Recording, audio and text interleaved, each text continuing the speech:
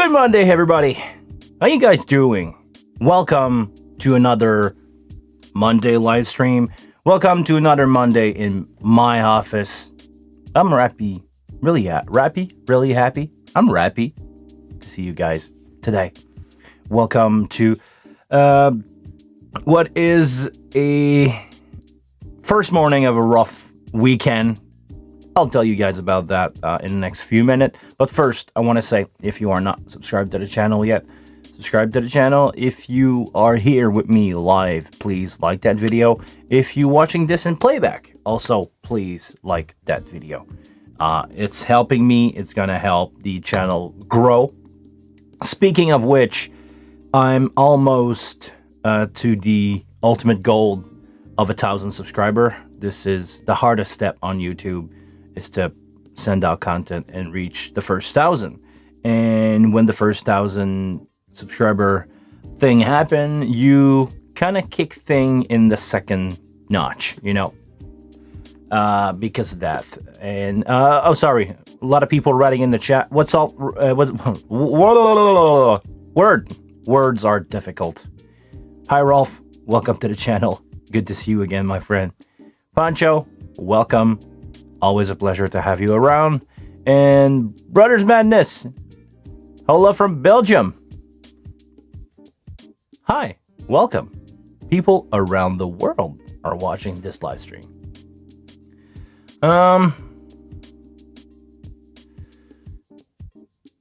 Hold on. I got some problem with my stream. Is it fine for you guys? I'm apparently not sending in a quality that YouTube like, so I will try my best to... Oh no, I have to go to the computer, which is on the other side of this room. Please, good afternoon. Please, guys, join in. I will be back in a few seconds. I just need to fix my stream output, and I'll be back. Give me 1 second.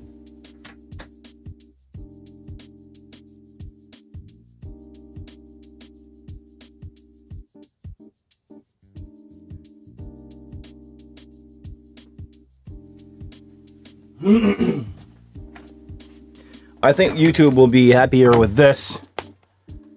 We will see in a few minutes. I just want to check my stream health and if I can get my mouse to work, because I'm using a trackpad kind of far away from where I sit. I'm a couple of feet away. So stream health, everything is good. Good. I want to make sure that you guys can see what you're doing. What we are doing, not you. Well, what we are doing. And then make sure everything is good. Yeah, it's fine. Likes video. Thank you very much. A lot of people are liking already. Appreciate it. So, before we kick thing in the second notch, I want to say that I switched some gear a lot this weekend. I traveled... is it 1,500 kilometers? Something like that.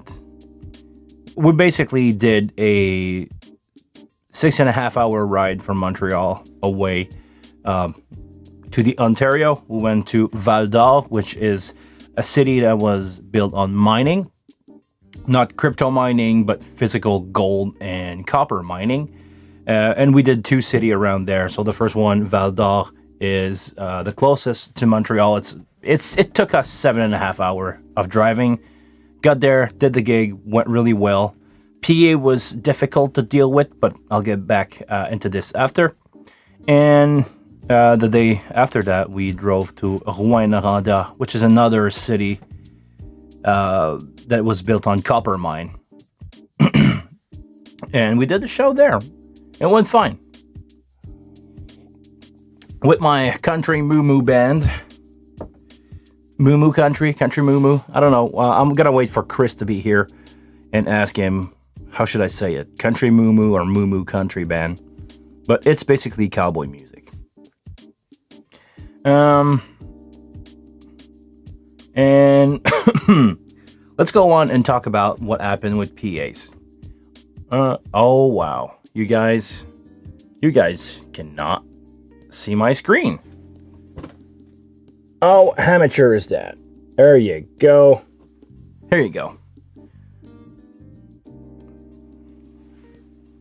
It's good on this end. Thank you very much. I'm gonna refocus my console so you guys can see what we're doing here. I had something really weird happening to me this weekend. On my main fader, I had something that is, I think, called comb filtering. I had problem, and maybe you guys can help me with solution for that, because I don't know everything. I'm really open to learn about some stuff. But with my ear, I was able to tell, and I'm gonna do this on my main out. I was able to tell that I needed to do this on one EQ. Around 4K, 6K. Where are the damn controls? Something like this. I had also to do something like this. I tried to recreate the EQ that I had on the PA that weekend. Hold on. Maybe you guys will understand what I'm talking about. I had to do this on my PA because for some strange reason, no matter what I was doing, was impacting a lot of frequencies. I tried to do a 31 band EQ, but they were not at the right distance in between. But I needed something like EQ for 1K or 1.5, 2K, 4K, 6K, 12K, and it sounded weird. It sounded like, even then, even with that EQ on, I had some really weird frequencies speak like this for, I don't know why, but it was sounding like, for some strange reason, I had those nasty frequencies in my vocal, like really tiny frequency band all over the PA, and they were changing depending on the harmonic or on the note of the song. So I had to fight my way. I had to fight my way with the PA a lot. Now I'm gonna take that off and my face will be back. But this is what I had to do this weekend. And if I can teach anybody something about that, is maybe you're not crazy if you cross a PA that sound like that and you try to tune it so all the frequencies, no frequencies, are bumping like that. Doing EQ like this sometimes is really what you need to do. Or I believe so. Because I have doubted myself a lot in situation where I had to EQ the PA a lot. And a lot sometimes on harmonic and frequencies. So, I don't know. It happened to me. If I can share a solution for you guys, I will do it. If anybody, basically comment if you ever had that happening to you, where you needed to tweak PAs and one frequencies was doing this. Give it a try. Give this a try actually to fix it, and let me know if it ever happened to you. Ivan, what's up? Good to see you, man. I think Ivan has a background with PA tech and stuff like that, so maybe Ivan, you can let us know if you ever had problem with JBL. Actually, yeah, forget to say that. Both of my dates, both my show dates. I'm not dating anybody other than my girlfriend. But sorry. Both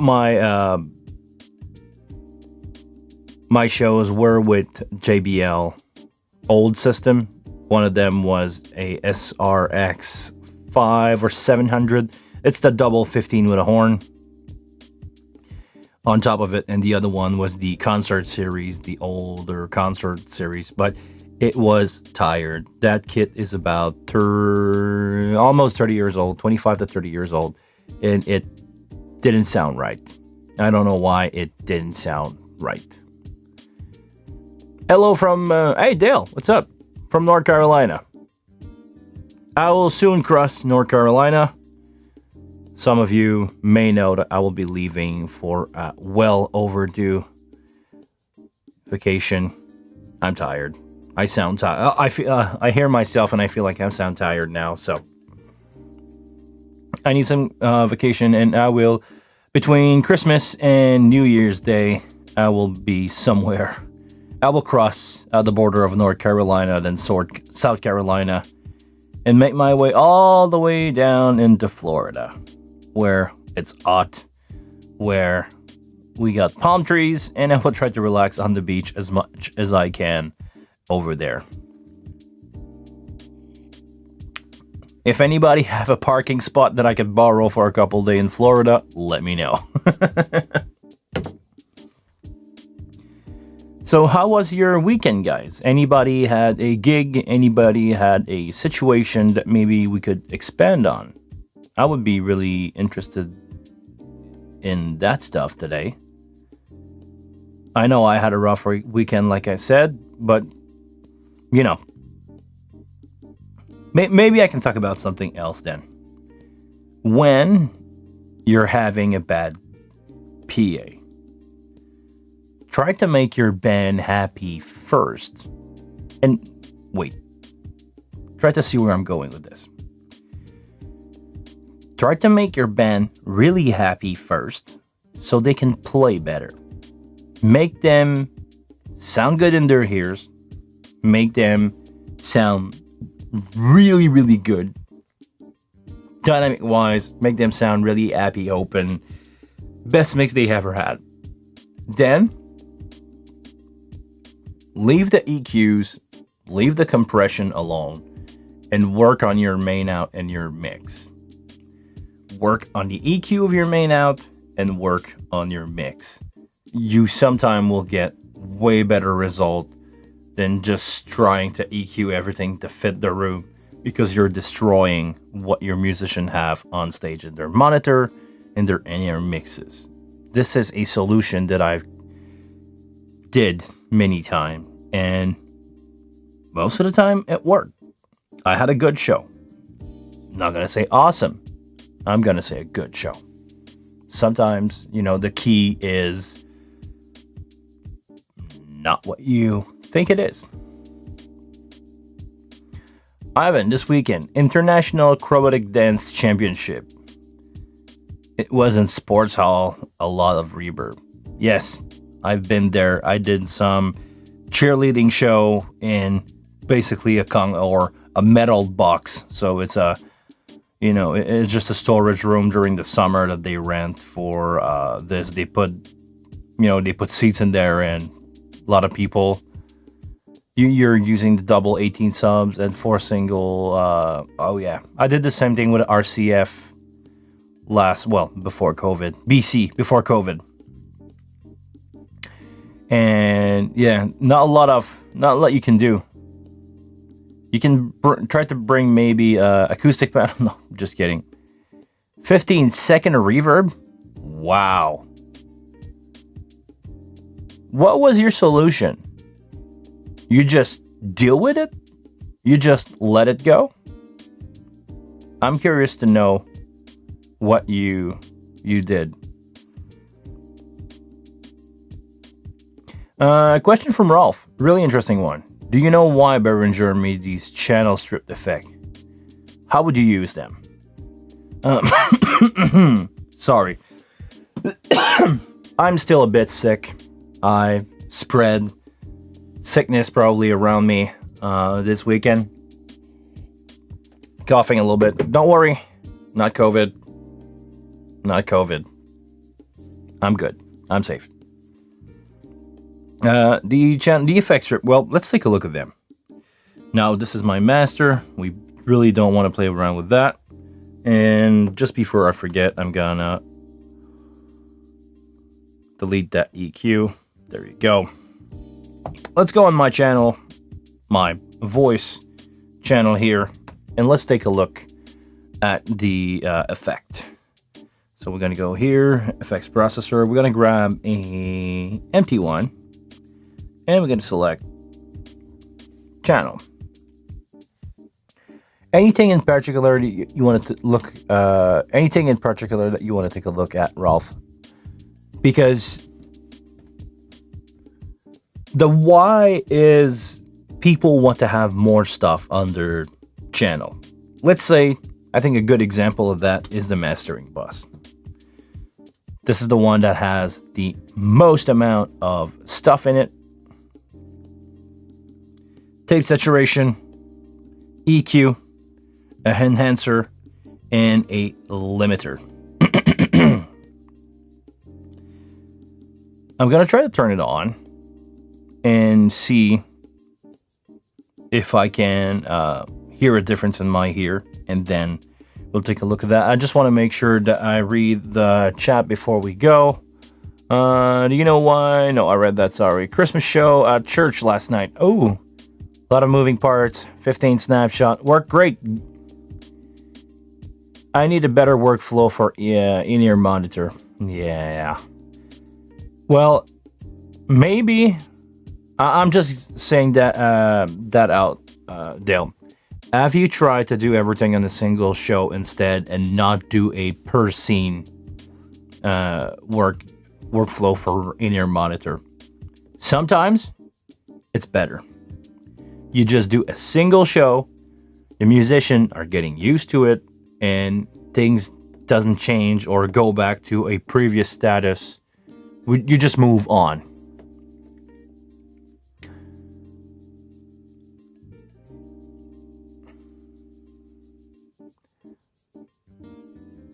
Sorry, hold on, Pancho. I'm emailing Paul Vanato, and he told me that he listened to your show on the podcast.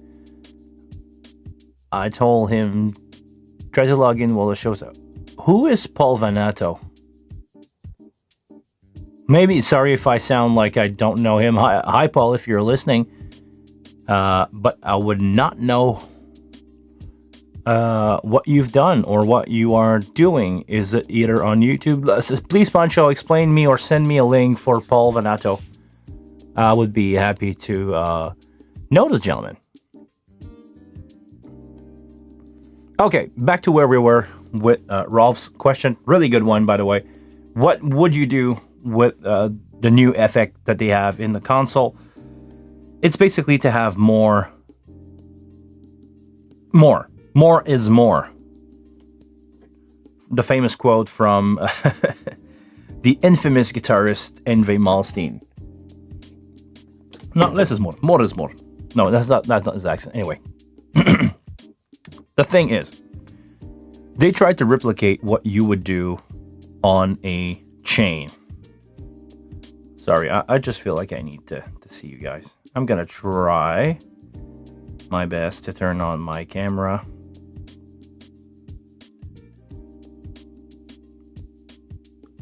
There we go. Hi! This is trying to replicate the typical chain that a mastering engineer will do on a record for, let's say, just for the mastering. Let's go, just for fun, take a look at the bus channel.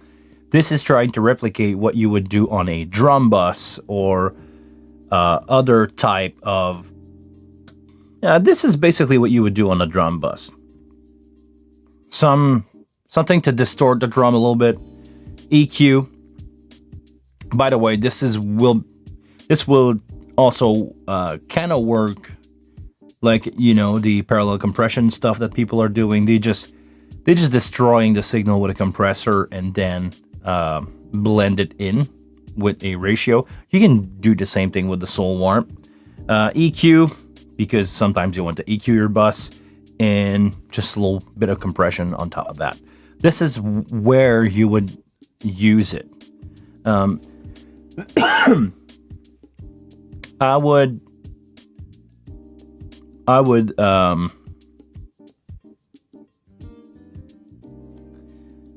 I would use that only in the effects slot 2 of the insert of a channel because I think it's adding delay.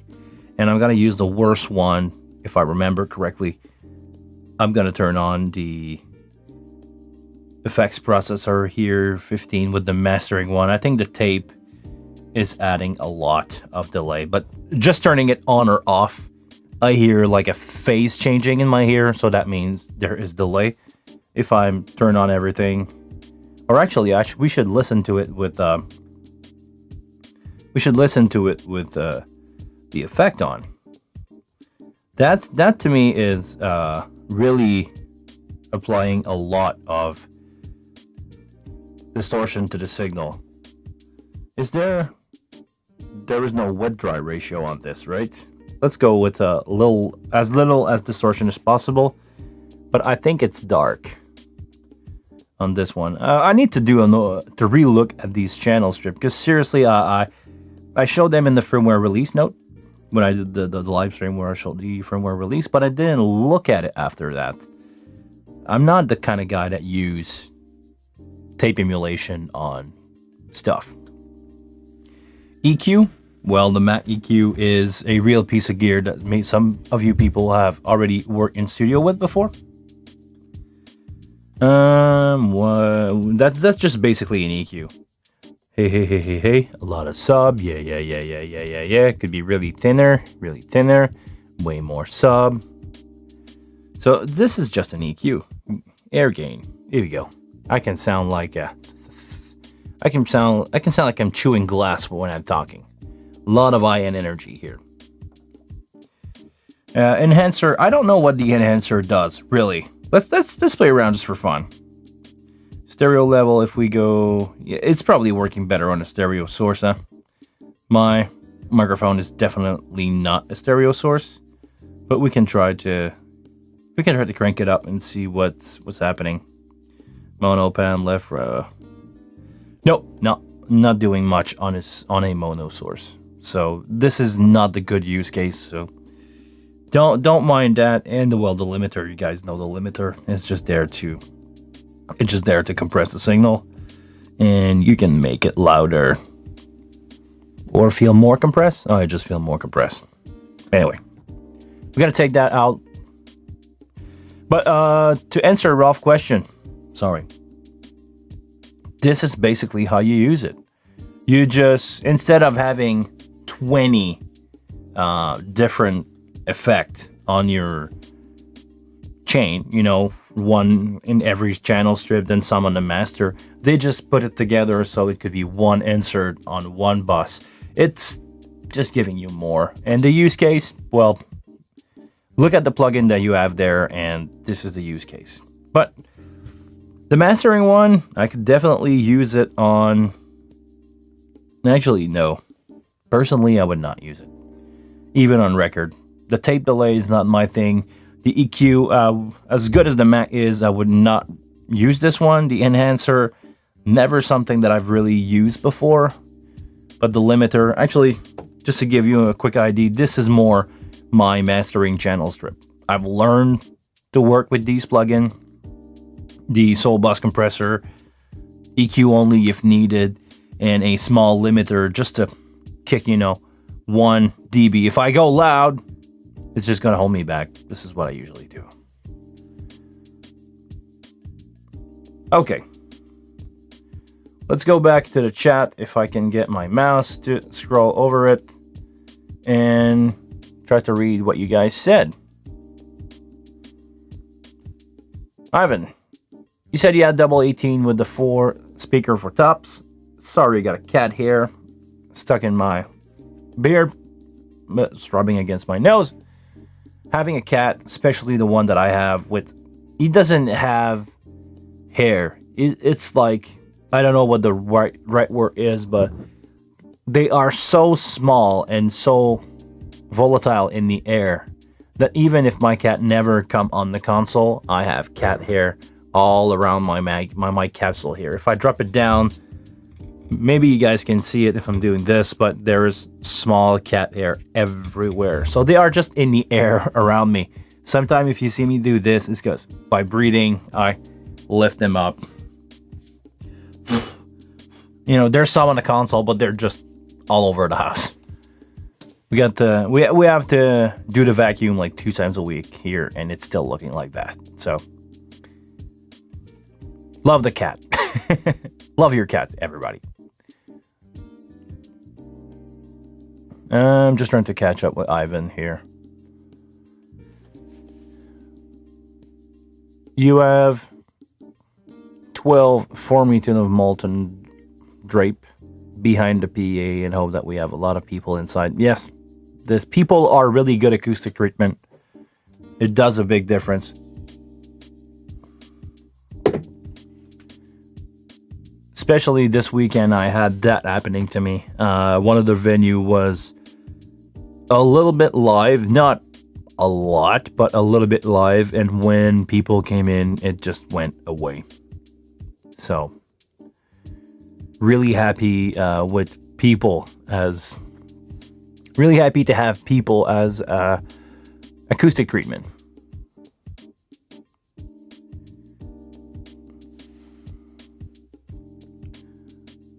Also, Paul Veneto doing a lot of the Behringer sites. What, you mean the website? He's building the Behringer website, or he's doing a lot of stuff in the video from Music Tribe? If that's the case, I would like to have him over in the show. You should maybe join us for a live chat one day. Would be interesting to know his insider perspective, or what we can tell us about his insider perspective live with us, and we can together ask him some questions. Didn't bring the wing, but the M32R, yeah. I'm doing a lot of... Actually, I spend the weekend on M32s because they are a really good console. Seriously. As much as I like my wing, and I would love to bring it all the time, most of venue are still on M32s. Or... Let me know, guys. I'm really interested in that. A lot of venue have the CL. The Yamaha CL or QL. Their second console is... Most of them an M32. Because back in the day, they had a Midas, they had a Vienna, or what is it called? Is it the Vienna, the smaller series? I'm forgetting about those. Or they have a Verona, the bigger one, and they wanted something new that says Midas on it, and it's digital, so they bought the M32. But, yeah, the wing didn't catch up yet. It still says Behringer on it. Some people will never touch a Behringer because the Venice. Yeah, right, the Venice.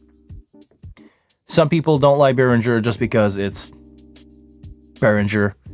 No reason why. They don't understand the evolution that happened there. That, yes, Behringer made some gear that is questionable at best sometimes, quality-wise or abuse-wise, but X32 wing, basically the turn that the company took with the wing when they start to release all their black product, I'm gonna say. Game-changing. They changed, they had a less than professional market, and they went up. The company stepped up for real. And I'm disclaimer here. I'm not paid by Behringer. I don't work for them. I don't get any money. They did not even give me a shirt as a promotional tool. But I like them. That's all I'm gonna say about that.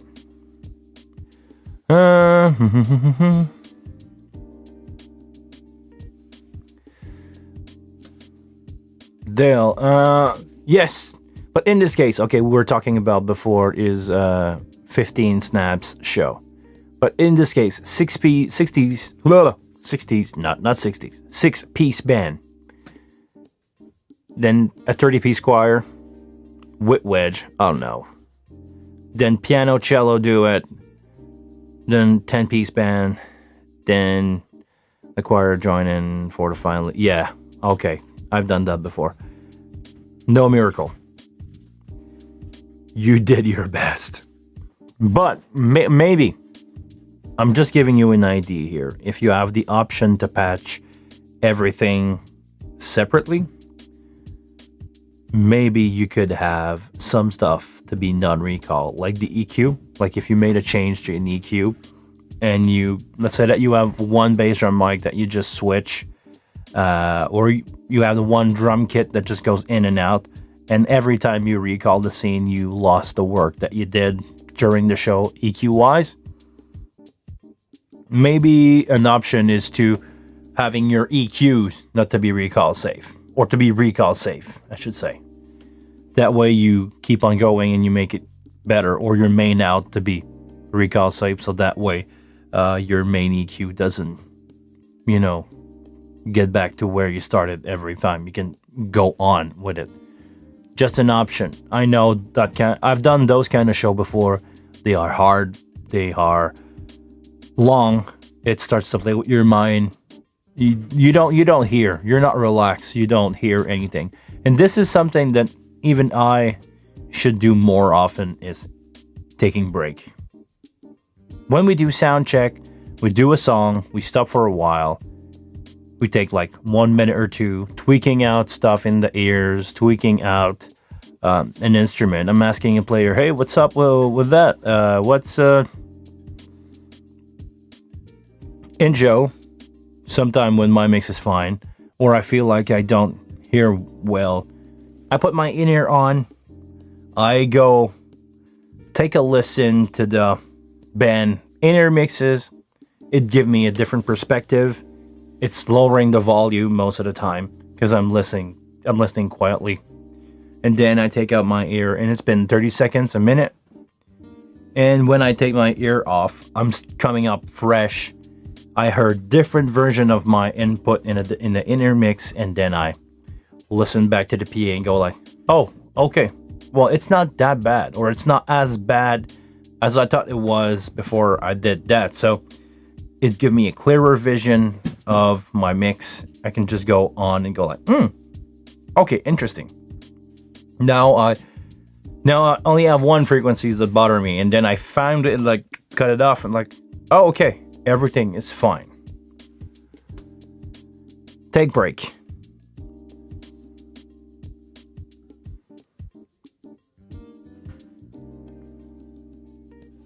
Ralph, if I understand correctly, those channel strips are more for music production and less for live situation. I would say they could be used for live. We may have one that could be used for live, like the even channel. Oh, I've got to turn it up. Hey, hold on. What's happening here? Oh no! Oh no!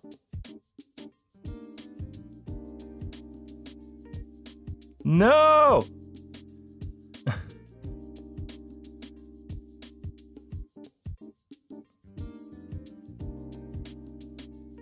I changed my preset. Sorry guys. I destroyed my...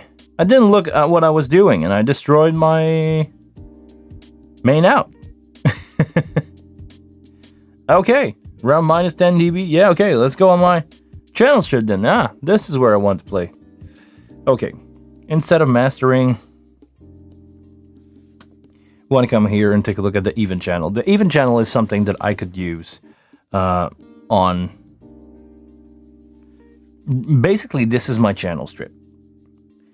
This has a Neve flavor, gate, EQ, and the dynamic. So it's basically like a Neve channel strip. I could say some time and say, hey, you know what? I'm going to use this. Bam. I'm going to do whatever I want in my other channels or at the beginning of my strip here, and I'm just going to use this for the front of house, and that's not going to impact what's going on in the inner monitor because my in-ear signal is taken from... where is it? Is it this one? No, that's the EQ. This one? Oh, the tap point. There we go. Needed to see the tap point. So I could do this, changing my tap point to be here, or actually just before that, and leave the channel strip flat if I want my channel strip to be flat in my ear. And then for the front of the house, come here and do my thing. Gate, EQ, compression, that's an option. This is one way to use it. What else we have that we could use? Soul channel will be SSL. So it's basically turning your console into a channel strip, SSL. Gate, EQ, dynamic. Is it in the same order?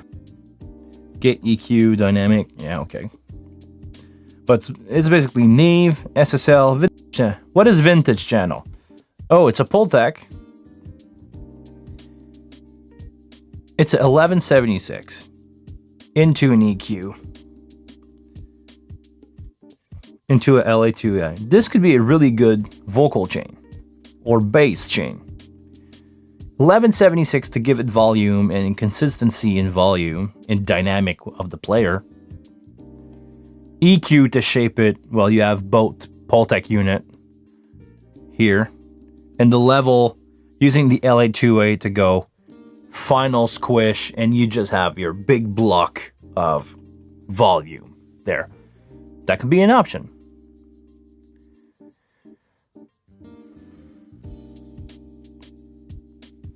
From Rolf, when I had the choir in a band, I was forced to give every singer a 58 light microphone. And attempt with general microphone overhead. Fail. Okay, funny story here.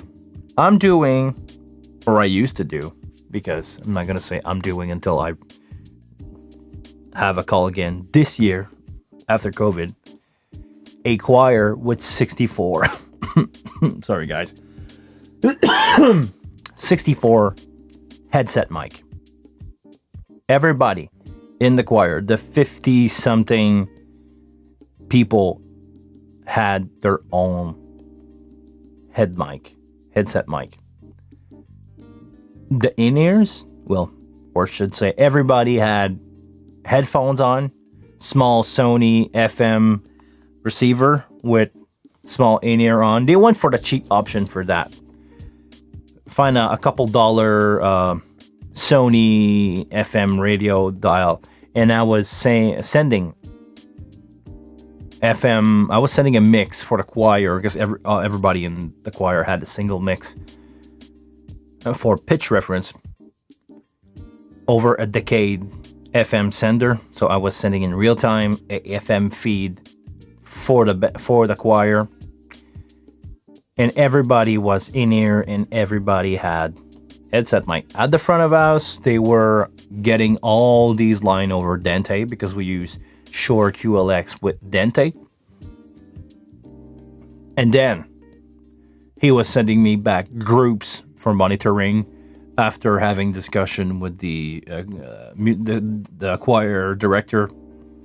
They were doing premix by section, and I was send that back to only it was basically a 96 input show with a band behind the plexiglass. I had the band on every single input. I have 8 stereo section of choir, 64 something channels, some down into 8 buses, and this is how we used to do it. I had the easy job doing monitor on that, because you only have to make a few people happy. The band, the 5 people in the band, and 1 choir. But this is an approach that I had a lot of fun to do with choir. It could be because you can play with everybody individually. You can make everybody at the same level.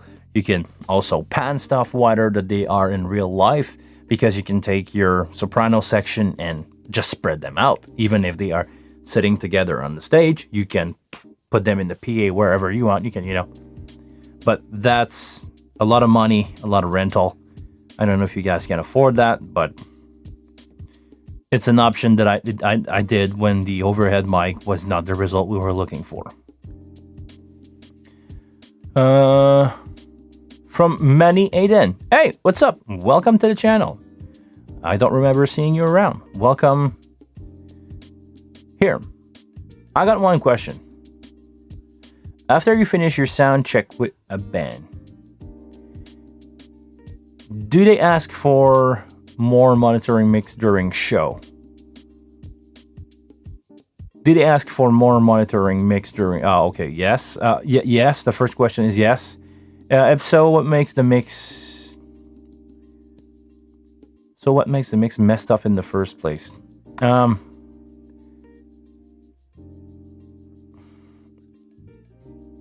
Okay.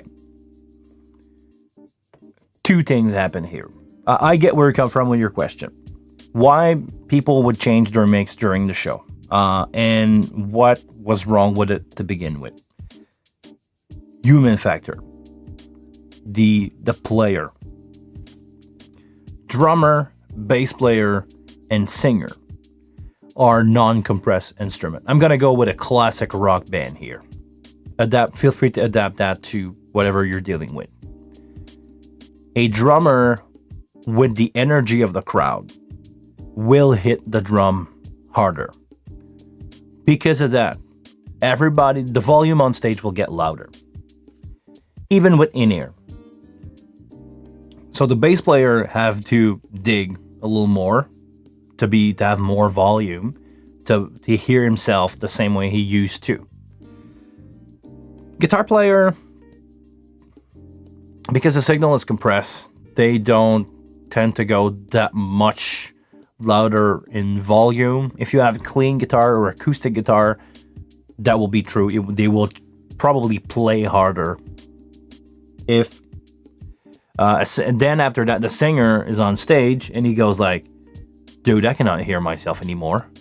Even if I sing louder, it's not gonna cut. So they need more volume, because especially voice, after a while, you cannot crank it to 11 all the time. It's not gonna work. Or, well, some people do, but most people cannot keep up with that. So they're gonna ask you to have more in their monitor so they can relax their instrument. They can reduce the voice of their instrument and keep a more marathon pace than just a sprint. So the real problem is human. After that, you have a couple other factors that come into play, like people getting in a room. Like if you sound check an empty concrete room and you packed it with 500 people, 2 hours later, people will change the frequency response of the room, which will result on stage as a difference in EQ. Temperature will change in the room if you have 500 people going nuts. The temperature difference will also change the EQ in the room.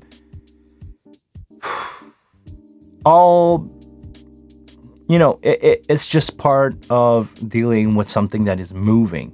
This is why live sound is not, always blame the drummer. But this is why live sound is so difficult and so different than studio, because your environment is constantly changing. If you are doing a festival and you start mixing band at 3 in the afternoon, it's really dry, then you go all the way in the night where the temperature is going to drop because the sun is no more there. The moisture content of the air is going to change, which will change the way the sound is traveling. The same, if you take a PA, same EQ, same everything. At noon in the sun or at midnight, same place, same everything, same volume, it's not going to sound the same. Just because of the air around you. So it's a lot of small factors that change everything. The secret is you have to guess. This is what I'm doing when I'm doing shows. I'm listening to a room, go like, okay, this is how it sounds here. I have to guess how much is gonna damp with people in there. I'm always asking how many tickets are sold. Is the venue packed? Is there 20 people or 2,000 people in this room? That's gonna change a lot. So this is basically the question. This is why you have to change mix. But one of the key thing that you could do to avoid mix change is if you are doing in-ear monitor with a band, I always suggest to do a really quick sound check once you got your thing set up. I just did that this weekend. Sorry. Did a show on Friday night. We had the real band for the first time. It's my second date with that band, and this is the first time that I have all the players that's gonna be there, that should be there, the regular one, on stage. We did a sound check. Lucky enough, it was a really good sounding room, and with good acoustic, and it didn't change much during the show versus the sound check. Once I had that, everybody was happy with their mix during the show. I asked them on the Saturday to not touch anything in their mix until the show. We did a quick sound check, made sure that everything was working. We did a 20-minute sound check, set up everything. All the microphones are working, all the levels are good. I saw some people go like, yeah, it feel a little dark or it feel a little bright. Or I said, wait to the show before changing anything in your mix. I've EQ'd the room. I've EQ'd the room with the band. And then I go, bang. Start the show. Everybody was like, it sounded good in my ear. Better than the night before. Because they did their mix they tweaked their mix with live energy instead of soundcheck energy.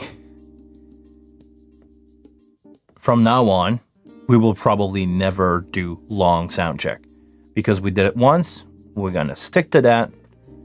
Mix are not gonna change much. Sometimes from room to room it will change, but the guy's gonna wait for the show energy to be on before changing their mix. And once you are happy with the show energy mode mix, leave it like that. Wait. If you don't change the microphone, if you don't change the player, if it's the same band and you're only changing the venue around you, as a front of house sound guy, I'm mixing my stuff for front of house. I'm EQing my PA to be good. If the slapback from the room is not totally destroying the mix on stage for them, it will be good to great every night. This is my approach for doing front of house and in-ear monitor at the same time. If I'm approaching that as a monitor engineer, from the perspective of a monitor engineer, we do sound check. I try to have them quick, and during the first song, I just fix everything for them. I reset my level, I reset my EQs, my everything for every player. I always start with the same order. Lead singer at the beginning of the show. Is it working? Good. Moving on. Drum, bass, guitar, other backup vocal, keyboard, whatever that I have after that. And in the first song, I can get them back to where they are comfortable, EQ-wise, volume-wise. And then after that, I just pick my nose, because the rest of the show, other than small changes, sometime I will have the bass player tell me, can you bring down the guitar like 1 dB? And I just literally go 1 dB down. After that, he goes like, yeah, maybe I should have kept it that way. So I just come back 1 more dB that he asked me to turn it down. So it was right from the beginning. This is my approach for band monitoring, but it's changing because human perspective. Let's face it, I'm touring a rock and roll band. Sometimes the bass player is hungover from the night before, and when he put his gear on for sound check, he's still a bit shaky. So his hearing is affected. His perspective is changing because the digital gear doesn't change. And that's what I got to say about that. Moving on to another question. What we have.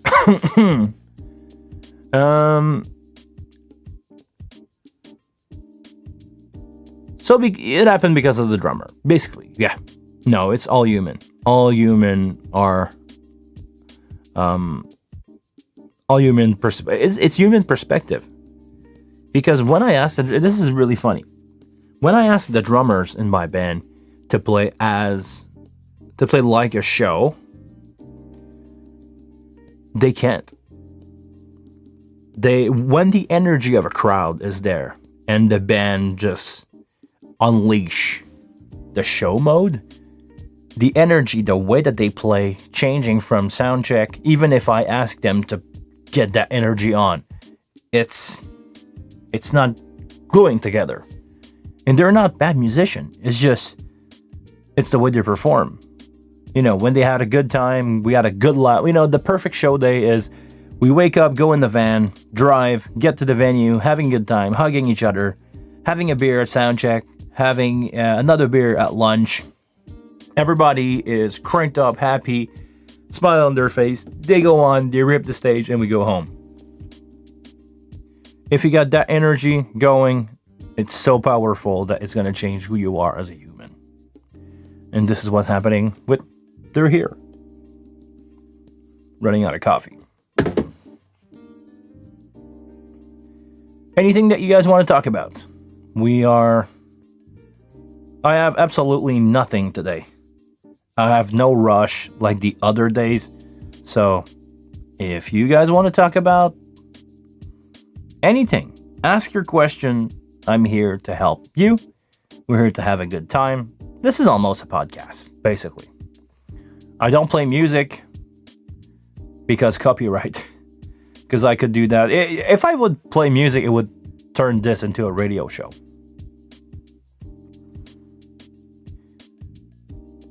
Oh, by the way, I forget. If you are here live right now and you didn't like the video, please like the video. I appreciate it a lot. If you are not subscribed to the channel, subscribe to the channel. This is also helping me a lot. I'm almost to my goal of this year to be 1,000 subscriber in.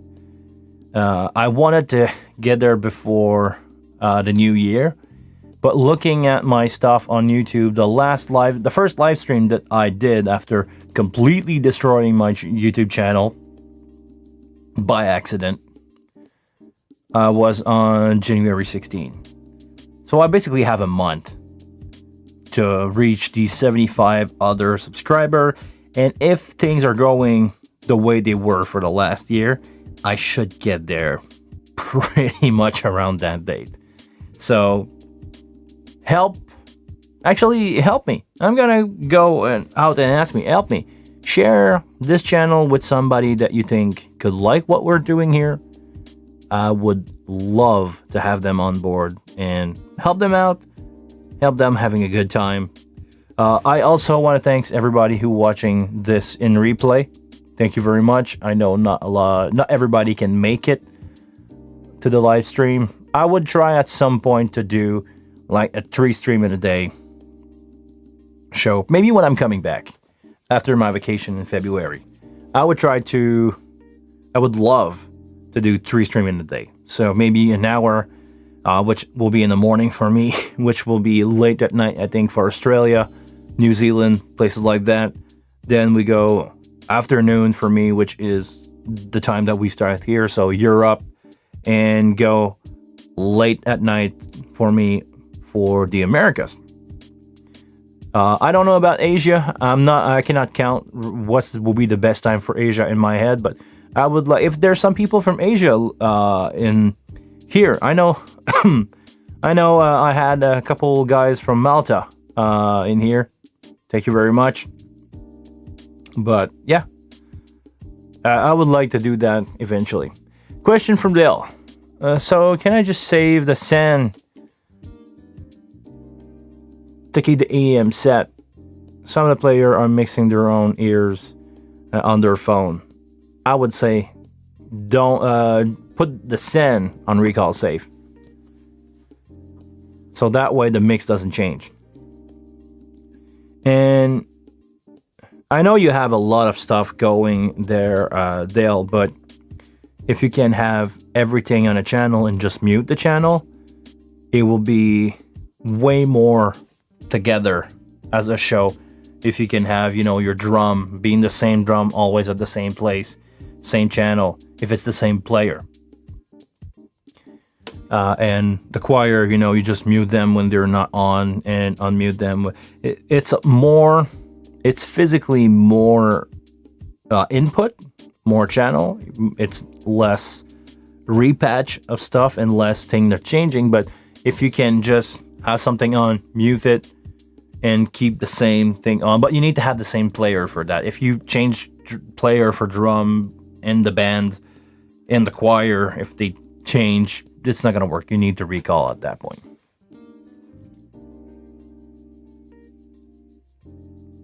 Start my YouTube channel, something like yours. A lot to do, a lot to say, and help other if needed.